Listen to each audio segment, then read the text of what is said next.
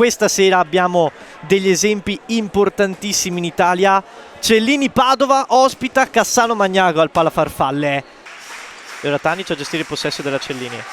Engel, Prela, forse aveva un po' di spazio, preferisce andare da Tanic, ancora Prela che ha tanto spazio, Prela, e non se lo fa dire due volte di andare fallito sul palo. Ponti e Laita, scambio, Ghilardi, bella la palla per Laita, ottimo lo spazio creato dall'ala e gol di Ilaria Lain. Sfida fino a questo momento. Tanic scambio dietro, Prela, Engel, bella la palla per Arubi.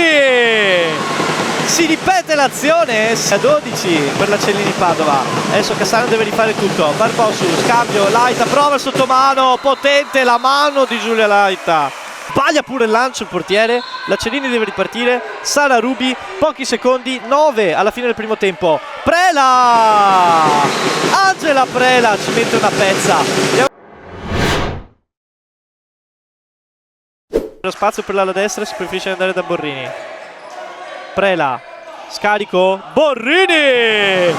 Beatrice Borrini anche dopo il contatto. Borrini, Tanic deve tentare qualcosa, Tanic sottomano! Maja Tanic! E si chiedeva la magia dal Palafarfalle e la magia è arrivata, ottima in anticipo della brasiliana.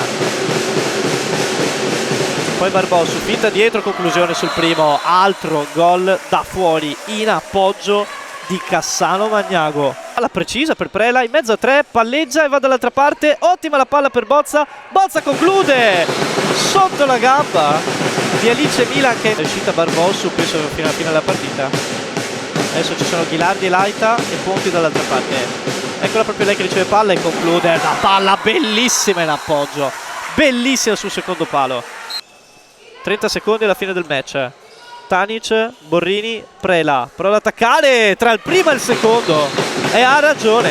Ponti si ferma, finisce il tempo con la palla, col tentativo di tiro di Macchi, anche a scoppio ritardato. Esulta Cassano Magnago, una partita vinta con la testa e con l'esperienza.